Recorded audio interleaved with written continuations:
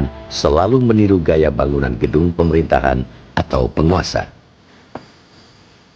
Akibat dari Perang Revolusioner Prancis, maka pada tahun 1795, Kerajaan Belanda diduduki Prancis.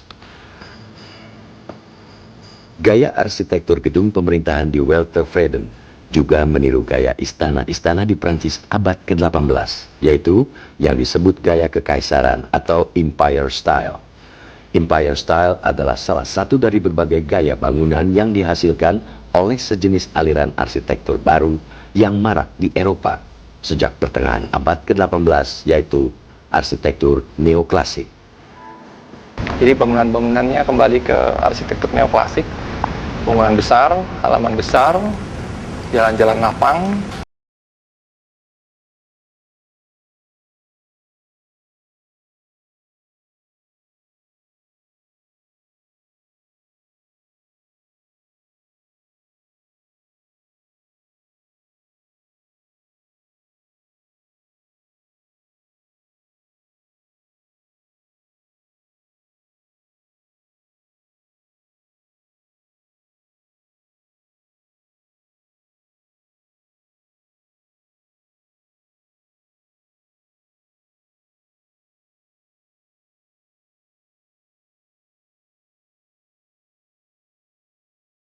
Tersebut biasanya ditujukan untuk show of power, menunjukkan kebebasan, untuk membuat takjub orang. Jadi biasanya dipergunakan memang di bangunan pemerintahan, tempat tinggal orang-orang penting, bangunan hukum dan sebagainya. Kayak contohnya adalah bekas gedung Mahkamah Agung yang sekarang jadi museum keramik. Bangunannya sendiri terbagi 3 secara simetris. Bagian tengah lebih panjang karena merupakan bangunan induk, sedangkan 2 bagian lainnya mengapit di sisi kiri dan kanan. Kedua bagian tersebut lebih pendek dan berfungsi sebagai fasilitas penunjang terhadap bagian utama tadi. Ciri-ciri bangunan neoklasik menurut Uka Chandra Sasmita, seorang arkeolog dari Universitas Indonesia, memiliki kekhasan tersendiri. Yang biasanya ketara itu ialah kalau dengan mata yang cepat itu ialah ini tiang-tiang itu. Tiang-tiang itu ada karena tiang gaya Ionia, kan itu juga ke barat itu dari Yunani, ya kan? Dari Yunani, dari Romawi bawa ke barat pengaruhnya dengan masalah perkembangan penjajahan di sini juga ikutkan ke sini. Tempat kerja Gubernur Jenderal Dandres, yang kini gedung Departemen Keuangan di lapangan Banteng, adalah gaya bangunan Neo-Renaissance. Terlihat dari tampilan tampak depannya yang mengetengahkan pengelolaan dinding dengan aksentuasi pintu, jendela, dan lubang tempat masuk yang dibubuhi ornamen, serta dekorasi berukuran besar namun tidak rumit. Istana Merdeka adalah bangunan gedung bergaya campuran antara gaya Yunani lama dan Romawi atau Neo-Griko-Roman. Cirinya berbentuk kotak 4 persegi panjang, yang dinding bagian depannya sengaja dimundurkan supaya menghasilkan aula terbuka. Sisi terdepan aula tersebut diberi deretan tiang berukuran raksasa yang meniru salah satu jenis tiang dari bangunan gedung periode Yunani lama atau Romawi. Gaya bangunan Neo-Griko-Roman pada umumnya lugas, tidak banyak memakai ornamen dan dekorasi. Biasanya dibuat bukan untuk keluarga kerajaan, melainkan untuk bangunan-bangunan pemerintahan atau pelayanan umum. Istana Merdeka memiliki lapangan di bagian belakang, meskipun luasnya tidak sebesar halaman belakang istana-istana di Eropa. Fungsi lapangan itu untuk rekreasi pribadi seperti bercengkrama, berpiknik, dan berolahraga menunggang kuda serta berlatih ketangkasan militer. Lapangan di depannya, yaitu Medan Merdeka, merupakan tempat rekreasi bersama antara para elit di Batavia ketika itu. Halaman belakang sebuah istana di Eropa biasanya juga menjadi tempat pendidikan pengetahuan umum bagi anggota keluarga kerajaan. Sebab itu, Di tempat ini biasanya ditempatkan berbagai karya seni rupa.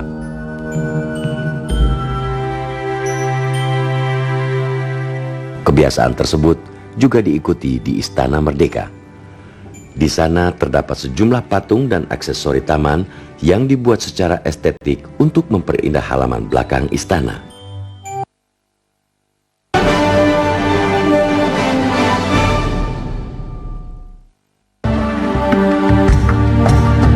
Wilayah Bogor dibangun pada masa Gubernur Jenderal G.W. Baron van Imhoff saat mengadakan inspeksi ke daerah Cianjur, Jawa Barat pada 10 Agustus 1744. Ketika itu Batavia sebagai pusat pemerintahan mulai dirasakan panas suhu udaranya, kendati penduduknya belum sepadat saat ini. Van Imhoff menganggap Bogor sangat cocok untuk dijadikan tempat peristirahatan. Akhirnya pada 1745, Van Imhoff memerintahkan untuk membangun sebuah gedung yang sekarang dikenal sebagai Istana Bogor. Gubernur Jenderal lebih senang tinggal di daerah Bogor. Kenapa? Buitenzorg itu daerah yang tampak kebising, tampak kesulitan gitu. Hanya hal-hal penting baru mereka ke Jakarta.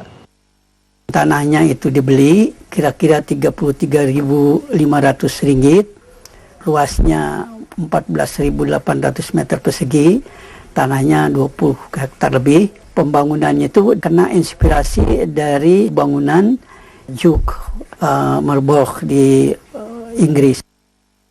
Dan sedangkan di Cipanas ada lagi istana yang dibuat pada zaman itu juga belakangan, dan itu juga untuk peristirahatan. Tapi juga kadang-kadang dipakai untuk kerja dari Gubernur Jenderal dan seterusnya. Maka di sekitarnya tumbuh berkembang bangunan-bangunan lain. Antara lain didirikan gereja, ya, gereja yang ada di lingkungan istana itu. Pada saat Gubernur Jenderal Willem Daendels yang berjuluk Tuan Besar Guntur memimpin, mengisi kekosongan halaman yang luas, dipelihara 6 pasang rusa yang didatangkan dari perbatasan India dan Nepal. Rusa-rusa itu terus bertambah banyak hingga kini berjumlah ratusan ekor. Bangunan itu dibuat bukan hanya satu masa, tapi ada beberapa masa atau masa pemerintahan Gubernur Jenderal, ada perbaikan-perbaikan. Daendels ini menambah bangunan di bagian kiri dan kanan menjadi 2 tingkat. Ketika Inggris berkuasa, Wakil Gubernur Jenderal Thomas Stamford Raffles memugar bangunan Buitenzorg, terutama bangunan besar di tengah yang oleh Daendels digunakan sebagai gudang penyimpanan bahan bangunan. Raffles juga menata ulang kebun halaman di sekitarnya menjadi taman model Inggris. Bukan saja bangunan yang dilakukan perubahan oleh Raffles, tetapi halaman yang pada waktu itu memiliki luas areal kurang lebih mencapai 120 hektar lebih, itu dibuatnya taman-taman model Inggris. Ya, seperti kita lihat di beberapa bagian halaman istana saja, beberapa kolam itu peninggalan zaman Raffles. Gubernur Jenderal Herman van der Capellen yang menggantikan Raffles itu pada tahun 1817 meresmikan halaman atau taman yang oleh Raffles tadi dibuat taman-taman model Inggris. Oleh Gubernur Jenderal Herman van der Capellen diberikan izin untuk dijadikan kebun-kebun percobaan populasi tanaman tropis yang hingga menjadi kebun raya. Nah, kebun raya ini sendiri itu diprakarsai oleh Profesor Reinwald. Dia adalah seorang sarjana botani berkebangsaan Jerman. Pada 10 Oktober 1834, gempa bumi sempat menghancurkan sebagian besar kebun dan bangunan tersebut. Terjadi bencana alam gempa bumi di Jawa Barat bagian barat yang mengakibatkan gedung yang 2 tingkat dibangun oleh Daendels dan Raffles untuk disempurnakan itu mengalami kerusakan total. Dengan pertimbangan tidak mungkin untuk diperbaiki, maka ketika itu diputuskan untuk dibumi ratakan. tahun 1850, Gubernur Jenderal Duimayer van Twist punya gagasan untuk membangun kembali istana yang telah ada, tetapi tidak serupa dengan istana pertama. Gubernur Jenderal Duimayer van Twist membuat bangunan baru dengan gaya bangunan Eropa abad 19. Pemugaran bangunan ini baru sempurna pada masa pemerintahan Gubernur Jenderal Pahot de Montague 1856-1861. Tahun 1870, bangunan yang semula pesanggerahan tadi, ini oleh Gubernur Jenderal ditetapkan menjadi tempat resmi kediaman Gubernur Jenderal, atau mereka menyebut juga Palais. Ya, mereka lebih familiar dengan menyebut Palais Buitenzorg. Sejak dibangunnya Istana Buitenzorg, Bogor mengalami pertumbuhan yang pesat sebagai kota. Banyak gedung-gedung baru dibangun yang memberikan karakter pada Bogor sebagai kota. Pertumbuhan dari kota yang karakternya campuran antara Barat dan Indonesia. Dalam perkembangan kota-kota yang disebutkan seperti Bogor, antara lain kota yang ada elemen Indis, yang terpenting di sini ialah elemen yang menarik perhatian masyarakat kita ini ialah bangunan zaman VOC, yaitu istana. Bogor yang pada awalnya hanya dimaksudkan menjadi tempat peristirahatan, kemudian berkembang menjadi kota administratif. Pemerintahan kota disusun yang disesuaikan dengan kebutuhan Bogor pada masa itu. Wilayah Bogor sebagai kota juga semakin luas seiring dengan meningkatnya minat mengembangkan kota Bogor. Ada pembentukan yang disebutkan Regentschappan Buitenzorg, pembentukan Kabupaten Buitenzorg itu, ya itu boleh katakan pada zaman sudah mulai zaman VOC sampai pada Hindia Belanda. Kota Kesidenan biasanya antara lain banyak penduduk atau ada penduduk-penduduk dari bangsa asing. Oleh karena itu pada waktu setelah tahun 1905 di beberapa ibu kota Kesidenan didirikan apa yang disebutkan gemeente. Kepalanya bukan orang kita, biasanya orang Belanda. Berbagai fasilitas yang dibutuhkan warga kota juga dibangun. Pembangunan jalan oleh Daendels yang dikenal sebagai Postweg, juga pembangunan jalan kereta api yang menghubungkan kota Batavia, Buitenzorg, Bandung, mengukuhkan Bogor merupakan salah satu kota penting pada masa itu. Jalan Daendels itu kan mulai dari Anyer, Buan, Banten ya. Dari Banten itu ke selatan, ke Jasinga. Jasinga terus ke sini Lugiang, Bogor. Nah Bogor, dari Bogor ini yang terus ke Sukasari, terus ke mana itu ke puncak. Pemukiman baru semakin banyak dibuka seiring dengan geliat ekonomi yang semakin dinamis dengan tumbuhnya pasar-pasar. Pasar itu suatu elemen yang penting di dalam satu kota. Maka ada pasar yang disebutkan sampai sekarang disebut pasar lama. Adanya di sudut Kebun Raya. Seiring dengan berkembangnya Bogor, Istana Buitenzorg terlihat semakin megah karena para gubernur jenderal memberikan sentuhan keindahan istana melalui tambahan arsitektur bangunan dan desain halaman. Kemegahan istana juga dicitrakan oleh dekorasi ruang Istana Buitenzorg. Bahwa hanya ruangan-ruangan tertentu yang menggunakan permadani. Di ruang kerja Gubernur Jenderal, terus di ruang tempat menerima tamu, ruang terate dan garuda yang sedemikian besar, itu tidak dipasang karpet yang seukuran begitu. Jadi ukurannya 3x4 kira-kira atau 4x6, di mana cukup untuk menempatkan 4 atau 6 kursi. Karya tradisional bagaimana membuat dekorasi sedemikian indah adalah mengambil bunga-bunga yang ada di sekitar istana ini. Itu yang menjadi bunga dominan adalah bunga terate. Nah, ketika Gubernur Jenderal Tjarda menjamu makan malam, mungkin sekarang kenegaraan ya, terhadap Susuhunan Surakarta tahun 1939, itu meja panjangnya yang menjadikan state dinner dari ujung sampai ke ujung dihiasi oleh hamparan daun teratai dan bunga teratai yang sedang mekar.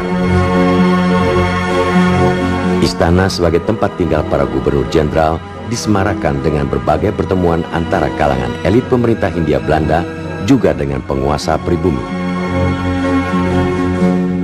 Ada dua kunjungan besar yang terdokumentasi ketika Gubernur Tjarda, yaitu kunjungan Susuhunan Surakarta dan kunjungan Sri Sultan Hamengkubuwono ke-9. Ketika itu sangat masih muda, sekitar tahun 40-an awal. Nah, itu dengan prosesi bagaimana kereta kuda dengan atributnya, kemudian ada pengawalnya yang berjalan kaki, yang menggunakan kuda, kemudian jajar kehormatan. Itu di tangga istana itu terlihat. Pesta-pesta yang menjadi lifestyle kalangan elit juga kerap dilangsungkan. Pesta mereka sih kalau orang barat biasanya paling hanya musik lalu dansa sedikit-sedikit, biasanya minum karena itu kan mereka kalau pesta istana itu pas ngelobi. Gubernur Jenderal Tjarda van Starkenborgh Stachouwer merupakan orang terakhir yang menempatinya sampai tahun 1942, bertepatan dengan pendudukan Jepang atas Indonesia. Ia merupakan gubernur jenderal yang dikenal memiliki interaksi yang baik dengan para pegawai istana. Apabila ada yang sakit, itu mendapat perhatian, apalagi sakit menular, itu dengan ditempatkan di tempat khusus supaya tidak lagi menular ke tempat lain, dan diberikan makanan yang cukup gizi. Dan keluarga gubernur jenderal itu sendiri rata-rata mengenali keluarga yang tinggal di komplek. Jika gubernur jenderal punya hajatan besar, terutama barangkali merayakan hari ulang tahun. Jelajahi cara baru mendapatkan informasi. Download Metro TV Extend sekarang.